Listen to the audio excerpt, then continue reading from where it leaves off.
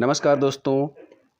जैसा कि हमने एक वीडियो अपलोड किया था जिसमें डीआरडीओ नोटिफिकेशन दिया हुआ था हमने, तो उसमें कोपा के कई सारे फ्रेंड्स ने हमसे ये पूछा था कि इसमें कोर्स में सिलेबस क्या रहेगा, और भी बहुत सारे क्वेश्चंस पूछे थे। तो आज हम आप लोगों के लिए स्टार्ट कर रहे हैं कोर्स, और पर डे आप लोगों को वीडियोज़ मिलते रहेंगे। तो आज जो मेरा पहला वीडियो स्टार्ट हो रहा है वो है ऑपरेटिंग सिस्टम पे, और लगभग इसमें हम 23 यानी लगभग 23 चैप्टर आप लोगों को करवाने वाले हैं। और उसके बाद में जो हमारा कोर्स बचेगा वो बचेगा HTML और CSS को लेकर के। तो टाइम को ना ख़राब करते हुए हम स्टार्ट करते हैं पहला क्वेश्चन। तो पहला क्वेश्चन है हमारा डॉस स्टैंड्स फॉर।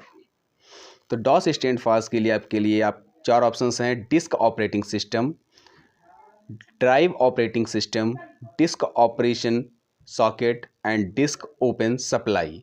तो इसका जो हमारा सही आंसर होने वाला है वो होने वाला है डिस्क ऑपरेटिंग सिस्टम, और ये रहा आपका answer disc operating system, option number ए। तो ऑप्शन नंबर एक है हमारा डिस्क ऑपरेटिंग सिस्टम। चलते हैं नेक्स्ट क्वेश्चन पे। GUI stand for. फ्रेंड्स, ये मोस्ट इंपॉर्टेंट क्वेश्चन है, कई बार पूछा जा चुका है। GUI, what is GUI?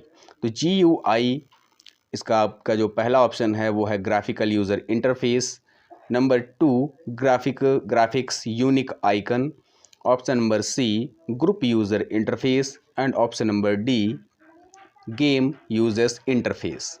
तो इसका बिल्कुल सही आंसर है हमारा ग्राफिकल यूज़र इंटरफेस।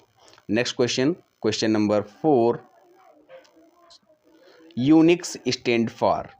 पहला क्वेश्चन है, क्वेश्चन नंबर 4 है हमारा यूनिक्स स्टैंड फॉर। तो यूनिक्स का फुल फॉर्म क्या होता है?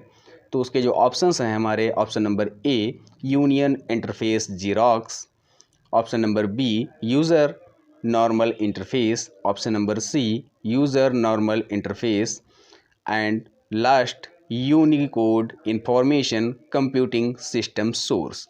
तो इसका हम देख लेते हैं आंसर क्या है हमारा। इसका आंसर है आंसर नंबर डी, और आंसर नंबर डी है हमारा Unicode information computing system source. Next question number 5, Unix operating system developed in a year. यानी यूनिक्स जो ऑपरेटिंग सिस्टम था वो कौन से साल में डेवलप किया गया था? ऑप्शन है 1969, 1981, 1984 एंड 1954। चलते हैं आंसर की साइड में। आंसर है हमारा ए, और ए आंसर है 1969। तो आप लोगों को पता चल गया कि यूनिक्स ऑपरेटिंग सिस्टम 1969 यानी 1969 मीन्स 1969 में डेवलप किया गया था। नेक्स्ट क्वेश्चन पे चलते हैं। क्वेश्चन नंबर 6, केन थॉमसन, ये नेम है Ken Thompson and Dennis Ritchie developed an operating system name. यानी केन थॉमसन और डेनिस रिची ने कौन सा ऑपरेटिंग सिस्टम डेवलप किया था? ऑप्शन है हमारे Mac, window, Unix and Linux. इसका आंसर है आपका आंसर नंबर सी, और आंसर नंबर सी है हमारा यूनिक्स। तो यूनिक्स को किसने किसने मिल करके डेवलप किया था? तो हमारे हैं केन थॉमसन और डेनिस रिची। नेक्स्ट क्वेश्चन पे चलते हैं। Question number 7, fill in the blanks दिया हुआ है, और उसके बाद में है is an open source software. यानी हमें फिलअप करना है बीच में कि कौन सा ओपन सोर्स सॉफ्टवेयर है। Option number A Unix, option B Linux, option C window and option D Mac. इनमें से कौन सा ऑपरेटिंग सिस्टम है जो कि ओपन सोर्स सॉफ्टवेयर है? तो इसका आंसर है आंसर नंबर बी, लिनक्स जो है हमारा वो ऑपरेटिंग सोर्स जो सॉफ्टवेयर है ये ओपन सोर्स सॉफ्टवेयर है। ध्यान रखिएगा, यूनिक्स को कभी भी धोखे से नहीं लगाएंगे, क्योंकि यूनिक्स जो है वो हमारा ओपन सोर्स नहीं है, और लिनक्स जो है हमारा वो ओपन सोर्स है। इसी के साथ में चलते हैं question number 8, the first Linux kernel was released in. यानी जो हमारा लिनक्स का जो पहला कर्नल था। फ्रेंड्स, अगर बात करते हैं कर्नल क्या होता है, तो कर्नल होता है वर्जन। जिस तरीके से हमारे एंड्रॉयड में वर्जन आता है उसी तरीके से लिनक्स का भी वर्जन है। तो लिनक्स का जो कर्नल था वो कब रिलीज़ किया गया था? तो इसका जो आंसर है हमारा आंसर नंबर ए 1991 में, और इसके जो ऑप्शन दिए हैं 1992, 1999 और 1984, ये तीनों के तीनों गलत हैं। तो ऑप्शन नंबर ए हमारा सही है, यानी लिनक्स का कर्नल जो हमारा है वो आया था 1991 में। अब चलते हैं next question number 9, the computer and software system that control the machine is called. इसके ऑप्शंस हमने नहीं दिए हुए हैं क्योंकि ये क्वेश्चन हमें मिला था एक्सप्लेनेशन में, और किसी भी क्वेश्चन का ये एक्सप्लेनेशन था, मुझे याद नहीं रहा, लेकिन मुझे इम्पॉर्टेंट लगा तो मैंने इसे उठा करके यहाँ पे डाल दिया है। यानी जो कंप्यूटर सॉफ्टवेयर सिस्टम होते हैं और इनका जो कंट्रोल होता है वो जिस मशीन के द्वारा होता है उसे हम कहते हैं एम्बेडेड सिस्टम। ये बहुत ही इम्पॉर्टेंट है, इसी वजह से मैंने डाला है। आप लोग ध्यान दीजिएगा, और आप लोगों से मैं एक रिक्वेस्ट करता हूँ कि इनके जितने भी क्वेश्चंस हैं हमारे, उन सब के नोट्स ज़रूर बनाइएगा, क्योंकि जब तक हम रिवीजन नहीं करते हैं तब तक हमें कुछ भी याद नहीं रहता। अब चलते हैं नेक्स्ट क्वेश्चन पे। Question number 10, Mac operating system was developed by, यानी जो मैक जो ऑपरेटिंग सिस्टम है उसे किसने डेवलप किया है। ऑप्शन नंबर ए है हमारा Steve Jobs, option number B है हमारा अभिनंदन, और ऑप्शन नंबर सी है हमारा सुंदर पिचाई, और ऑप्शन नंबर डी है डेनिस रिची। तो अब आप लोगों को ध्यान देना है कि जो 4 ऑप्शन हैं इनमें से आंसर क्या होगा। तो देखते हैं आंसर नंबर हमारा ए आ रहा है, और ऑप्शन नंबर ए का मीन्स हमारा हो गया स्टीव जॉब्स। आप लोगों ने बहुत ही अच्छी तरीके से स्टीव जॉब्स को जानते होंगे, माइक्रोसॉफ्ट से रिलेटेड हैं, और इन्होंने ही मैक ऑपरेटिंग सिस्टम को डेवलप किया है। चलते हैं नेक्स्ट क्वेश्चन पे। Question number 11। क्वेश्चन नंबर 11 क्या बोल रहा है, the components that process data are located in, यानी जो कंपोनेंट्स होते हैं और उनका प्रोसेस जो डाटा होता है वो कहाँ पर रखा जाता है। तो वो रखा जाता है हमारा सिस्टम यूनिट में। नेक्स्ट क्वेश्चन है question number 12, operating system is the most common type of software, यानी जो ऑपरेटिंग सिस्टम होता है वो एक कॉमन टाइप का सॉफ्टवेयर होता है, लेकिन किस टाइप का वो सॉफ्टवेयर होता है जो जिसे हम कॉमनली यूज करते हैं। तो ऑप्शन ए है हमारा system, option B application, and option C utility, and option D Symbian. तो आंसर है हमारा आंसर ऑप्शन नंबर ए, यानी सिस्टम। यानी अगर बात की जाए कि operating system is the most common type of the system software, यानी सिस्टम सॉफ्टवेयर जो होता है ये मोस्ट ही कॉमनली मिलता है, लेकिन एप्लीकेशन सॉफ्टवेयर जो आपका दिया हुआ है, एप्लीकेशन सॉफ्टवेयर हम अपने यूज के हिसाब से, अगर हमें किसी एप्लीकेशन की ज़रूरत है यानी किसी ऐप की ज़रूरत है तो उसे हम डाउनलोड करते हैं। ये कॉमनली नहीं हर फ़ोन में मिलता है और ना ही हर एक पीसी में मिलता है। और यूटिलिटी यानी हमारी यूटिलाइजेशन के लिए जो भी हमें ज़रूरी होता है उसे हम डाउनलोड करते हैं और अपना वर्क करते हैं। सेम उसी तरीके से सिम्बियन है, सिम्बियन को भी यानी जिस तरीके से हमारे पैड कुछ एप्लीकेशंस होते हैं उन्हीं में आते हैं हमारे सिम्बियंस, तो यानी इनको हम कॉमनली यूज के लिए नहीं यूज करते हैं। नेक्स्ट क्वेश्चन है हमारा, multitasking and multi user is feature of, यानी मल्टीटास्किंग और मल्टी यूज़र जो होते हैं, मल्टीटास्किंग का मतलब होता है एक साथ में कई काम, और मल्टी यूज़र का मतलब होता है एक ही सॉफ्टवेयर पे कई लोगों द्वारा एक ही टाइम में काम। ये जो फीचर होते हैं ये फीचर किस में मिलते हैं। तो ऑप्शन ए है हमारा Linux, option B window, and option C Symbian, and option D Mac. अब ये किस टाइप का सिस्टम है जिसमें मल्टीटास्किंग और मल्टी यूज़र दोनों तरीके के आते हैं। तो इसका आंसर है हमारा answer number A. Answer number A हमारा जो है वो है हमारा लिनक्स, यानी लिनक्स में हमें ऐसी फैसिलिटी प्रोवाइड की जाती है जहाँ पे एक ही टाइम पर एक ही सिस्टम पर बैठ के बहुत सारे लोग काम कर लेते हैं, या फिर अलग अलग जगह से लोग जुड़ जाते हैं और किसी एक काम को एक ही टाइम पे करते हैं। फ्रेंड्स, सबसे बड़ी प्रॉब्लम ये हो रही है कि बहुत सारे लोगों के कॉल आ रहे हैं, बहुत सारे लोगों के कमेंट्स आ रहे हैं कि वीडियो को हिंदी में बनाओ, हिंदी में बनाओ, हिंदी में बनाओ। लेकिन मैं आपको एक बात बता देता हूँ कि कंप्यूटर का कोई भी क्वेश्चन हिंदी में नहीं होता है, सारे के सारे इंग्लिश में होते हैं। समझाने के लिए मैं आपको पूरी हिंदी बता देता हूँ, लेकिन फिर भी ये चीज़ मान करके चलिए आप कि एग्ज़ाम में जब भी आप बैठेंगे तो मल्टीटास्किंग का मतलब हिंदी में नहीं लिखा होगा, उसमें भी हिंदी में मल्टीटास्किंग ही लिखा होगा, मल्टी यूज़र भी हिंदी में ही लिखा होगा, मल्टी यूज़र। वहाँ पे ये नहीं लिखा होगा कि बहुत सारे लोग एक साथ बैठ करके काम करते हैं। तो आप लोगों को, अगर आप इंग्लिश पढ़ते हैं तो आप लोग बहुत ही सही वे में जा रहे हैं, लेकिन हिंदी के लिए कभी भी आप फोकस मत करिए। और हिंदी कंप्यूटर पढ़ना है आपको तो ये चीज़ अपने माइंड से निकाल दीजिए। Next question number 14, the PC and the Apple Mac are example of, यानी जो पीसी होता है और एप्पल मैक जो कंप्यूटर होता है वो किस चीज़ के एग्जाम्पल हैं। Number 1 software, number 2 application and number 3 company and number D platform. ये क्या होते हैं? तो फ्रेंड्स ये होते हैं हमारे डी, यानी ये हमारे प्लेटफॉर्म होते हैं। और ये हम प्लेटफॉर्म क्यों कहते हैं?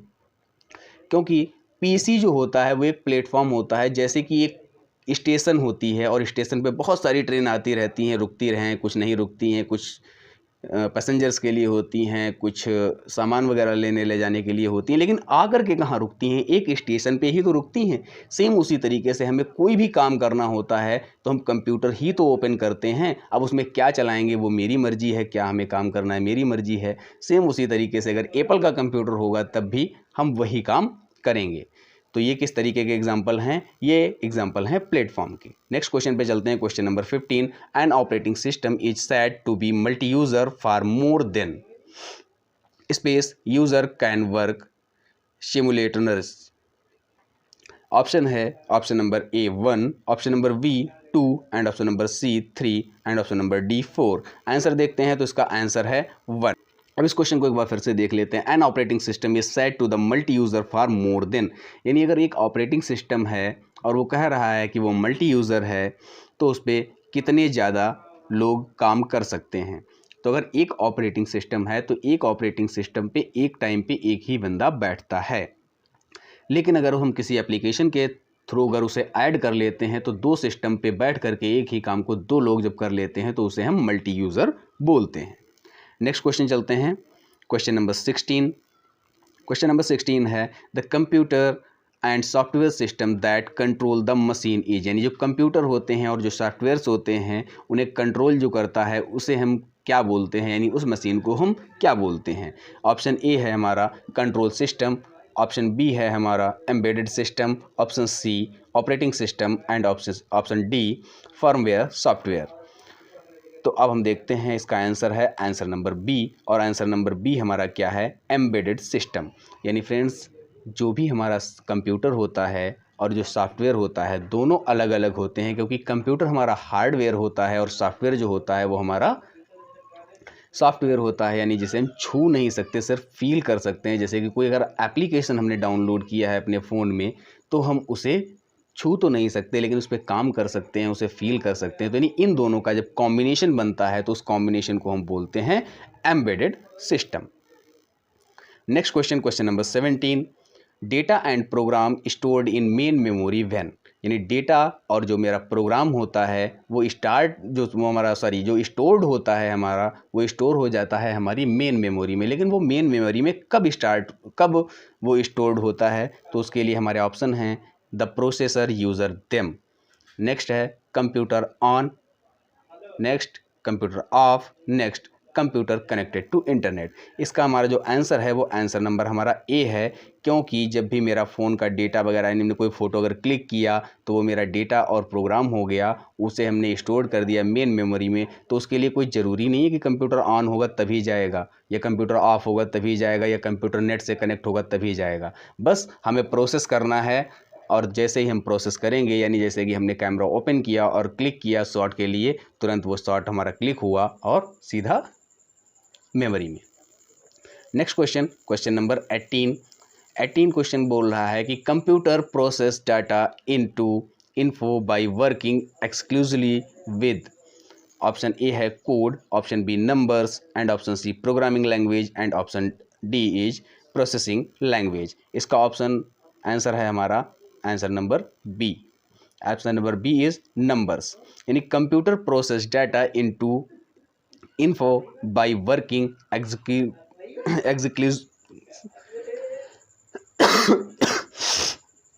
एक्सक्लूसिवली विद, यानी जो कंप्यूटर जो हमारा प्रोसेस करता है डेटा को वो किसके साथ में मिल करके ये काम करता है? तो वो किसके साथ में करता है? नंबर्स के साथ में। क्योंकि आप लोग जानते हैं कि जो भी हमारा कंप्यूटर होता है, जो भी वर्किंग में जब वो आता है तो वो हमारा काम करता है ओनली बाइनरी लैंग्वेज पे, और बाइनरी लैंग्वेज में सिर्फ दो ही नंबर्स होते हैं, वो होते हैं 0 और 1। उम्मीद करता हूँ आप लोग समझ रहे होंगे, आप लोगों को क्लास अच्छी लग रही होगी। और अगर आप लोगों को क्लास अच्छी लग रही है तो ज़्यादा से ज़्यादा लोगों को शेयर करें, कमेंट करें और हमें बताएं कि हमारे वीडियोज़ में क्या आपको और भी एक्स्ट्रा चाहिए, क्योंकि हम अलग से अपना एक चैनल नहीं चला रहे हैं, हम और आप एक फैमिली हैं। और अगर आपको लगता है कि हम कुछ क्वेश्चंस कम डाल रहे हैं तो आप लोग हमें अपने क्वेश्चंस दीजिए और हम आपको आपके जो क्वेश्चंस होंगे उन्हें आपके फ़ोटो के साथ में पब्लिश करके वीडियो ज़रूर बनाएंगे। नेक्स्ट क्वेश्चन है question number 19। When creating a computer program the designs the structure of the program, यानी जब हम किसी एक कंप्यूटर प्रोग्राम को क्रिएट करते हैं तो उसके डिज़ाइन और स्ट्रक्चर्स जो होते हैं उस प्रोग्राम को हम क्या बोलते हैं? System analyst and computer programmer and computer designer and next is programmer. तो इसका आंसर है हमारा आंसर नंबर ए, यानी इतने सारे जो काम करता है उसे हम बोलते हैं सिस्टम एनालिस्ट। कंप्यूटर प्रोग्रामर को हम क्यों नहीं बोलते हैं? क्योंकि कंप्यूटर प्रोग्रामर वही होता है जो सिर्फ़ और सिर्फ प्रोग्राम को लिखता है। लाइक एज कोई वेबसाइट बनानी है तो वेबसाइट हमें जो दिखती है उसके पीछे एक प्रोग्राम होता है और प्रोग्राम को लिखने वाला कंप्यूटर प्रोग्रामर होता है। कंप्यूटर किस टाइप से वर्क करेगा, उसमें कौन सा प्रोसेसर लगेगा, कौन सी रैम लगेगी, कौन सी रोम लगेगी, ये सारी चीज़ें जो डिसाइड करता है उसे हम कंप्यूटर डिज़ाइनर बोलते हैं। और जो हमारा प्रोग्राम लिखता है किसी भी काम के लिए, किसी भी पर्पज़ के लिए, उसे हम प्रोग्रामर बोलते हैं। तो हमारा जो बिल्कुल सही आंसर है वो हमारा आंसर है सिस्टम एनालिस्ट।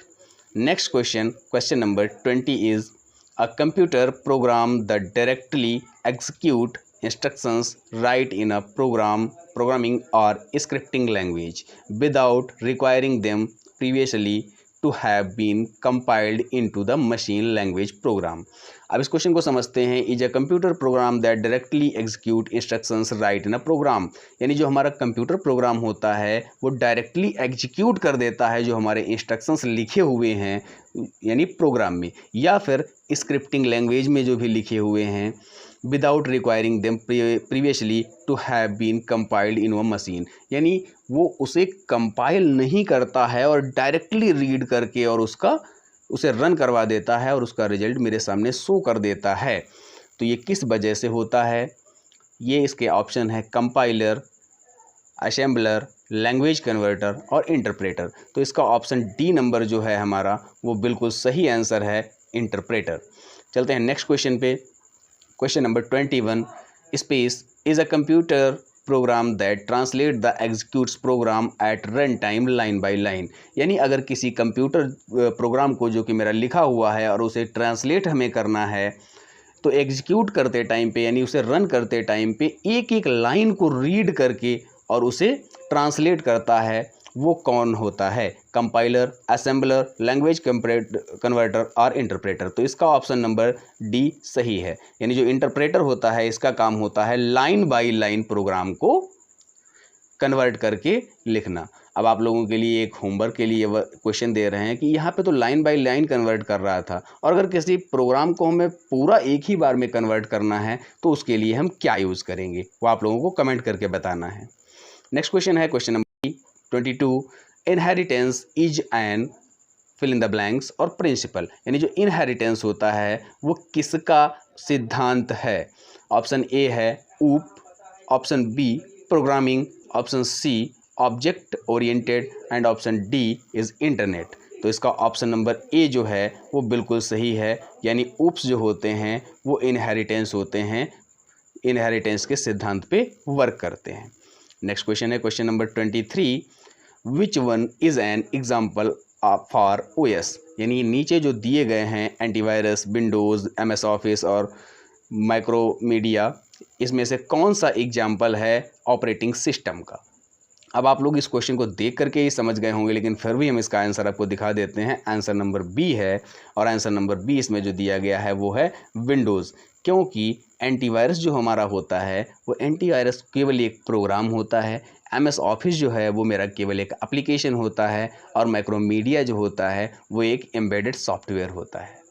लेकिन जो विंडोज़ जो होता है वो इन सारी चीज़ों को ऑपरेट करता है, इसीलिए इसका नाम होता है ऑपरेटिंग सिस्टम। और विंडोज़ में हमारे बहुत सारे विंडोज़ आते हैं, जैसे कि Windows 95, Windows Vista, Windows XP, Windows 9, Windows 7, Windows 8.1, 8, 10, 12, बहुत सारी विंडोज़ आती हैं।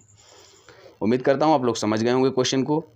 तो अब नेक्स्ट क्वेश्चन पे चलते हैं। Question number 24, which acts as an intermediate between user and computer, यानी जो यूजर्स होते हैं, यानी जो कंप्यूटर को चलाने वाला होता है, और दूसरा जो कंप्यूटर होता है, उनके बीच में जो काम करता है उसे हम क्या बोलते हैं? Macros, antivirus, MS office and operating system.